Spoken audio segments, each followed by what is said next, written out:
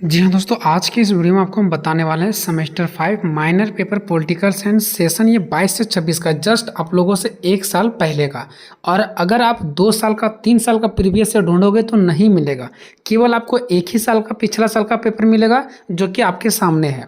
क्योंकि जब से 4 साल का ग्रेजुएशन हुआ है तब से अभी तक सेमेस्टर 5 का माइनर पेपर पॉलिटिकल साइंस का एक ही पेपर हुआ है 22-26 वालों का, उसके बाद आप लोगों का हो रहा है। ठीक है, तो इस पेपर को देखने के बाद आपको बहुत कुछ हेल्प मिलेगा, जैसे कि 1 नंबर के क्वेश्चन में, 5 नंबर के क्वेश्चन में और 15 नंबर के क्वेश्चन में। बाकी अगर महासंग्राम वीडियो का लिंक चाहिए तो डिस्क्रिप्शन में डाला गया, वहाँ पर जाकर के आप पूरा तैयारी कर सकते हैं केवल एक वीडियो में। ठीक है, लॉन्ग टैप्स के सभी क्वेश्चन, चाहे वो 5 मार्क्स वाला हो चाहे वो 15 मार्क्स वाला हो। ठीक है, देखिए टोटल यहाँ पर 75 मार्क्स का समय 3 घंटा आपको मिलता है। सबसे पहले यहाँ पर देखिए क्या लिखा गया है।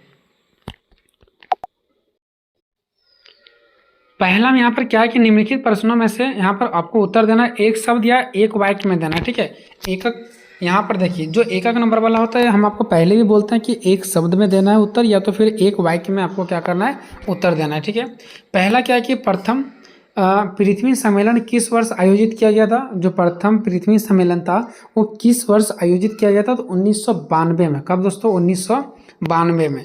दूसरा है कि मानवाधिकारों की सार्वभौमिक घोषणा पत्र कब स्वीकृत हुआ।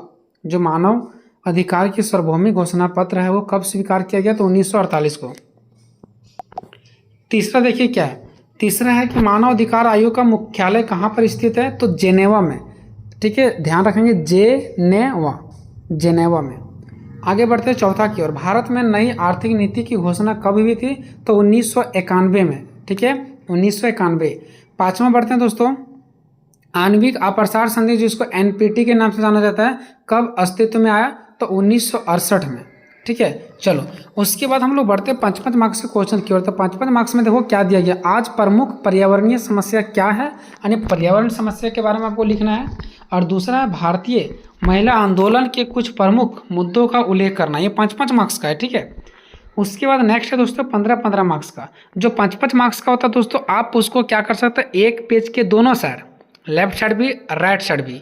ठीक है, इतना भी आंसर लिखते हैं 5 मार्क्स के लिए काफ़ी है दोस्तों, यानी एक पेज का दोनों साइड भी लिखते हैं ना, 5 मार्क्स के लिए काफ़ी होता है। ज़्यादा से ज़्यादा आप 1.5 पेज कर सकते हैं। ठीक है, लेकिन 1.5 पेज भी ज़्यादा है, 5 मार्क्स का है तो आप उसको एक पेज के इस साइड और इस साइड लिखेंगे, काफ़ी है। ठीक है, चलो उसके बाद 15 मार्क्स में आते हैं। 15 मार्क्स में क्या है, क्वेश्चन नंबर तीसरा, भूमंडलीकरण की परिभाषा दीजिए, भूमंडलीकरण के कारणों एवं विशेषताओं की व्याख्या करें। भूमंडलीकरण दे दे, वैश्वीकरण दे दे, दोनों एक ही है। और ध्यान देंगे 15 मार्क्स का आपके पास ज़्यादा क्वेश्चन होंगे, आपके पास 6 क्वेश्चन या 7 क्वेश्चन दिया रहेगा, उनमें से आपको कोई 4 प्रश्नों का ही उत्तर देना है, ज़्यादा का देने से बिल्कुल फ़ायदा नहीं है आपको। ठीक है, चौथा नंबर पर आते हैं, भारत में महिला आंदोलन के विकास की विवेचना करना। ठीक है, जो भारत में महिला आंदोलन है ना, इसके विकास का क्या करना है, आपको विवेचना करना है। 5वां नंबर पर आते हैं, भौमिक अर्थव्यवस्था क्या है, यह भारत की अर्थव्यवस्था को कैसे प्रभावित करता है। तो ध्यान देंगे दोस्तों, यहाँ पर जितने भी क्वेश्चन है आपको ये नहीं समझना है कि ये सब क्वेश्चन हमको नहीं आ रहा है। इनमें से जो भी 15 मार्क्स का क्वेश्चन, अगर इनमें से कोई 4% भी आपको आ रहा है, इसका मतलब आप एग्जाम में बहुत ही अच्छे करके आओगे। ठीक है, नेक्स्ट है 6 नंबर, पर्यावरण से आप क्या समझते हैं, वर्तमान वैश्विक पर्यावरणीय समस्या की विवेचना करना है। मतलब पर्यावरण के बारे में बताना है, विश्व में पर्यावरण की जो समस्या है इसके बारे में आपको बताना है। 7 नंबर में आतंकवाद की परिभाषा दीजिए और इसकी क्या विशेषताएं हैं, इसके बारे में आपको बताना है। क्वेश्चन नंबर 8 है, निशस्त्रीकरण से आप क्या समझते हैं, निशस्त्रीकरण में आणविक अप्रसार संधि यानी कि एनपीटी का क्या महत्व है, इसके बारे में आपको बताना है।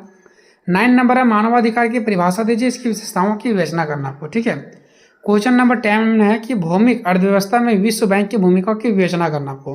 तो इस प्रकार से आपका ये पेपर था दोस्तों, जस्ट पिछला साल का पेपर। थोड़ा ना थोड़ा हेल्प आपको जरूर मिला होगा। बाकी महासंग्राम वीडियो का लिंक डिस्क्रिप्शन में जा करके देख सकते हैं।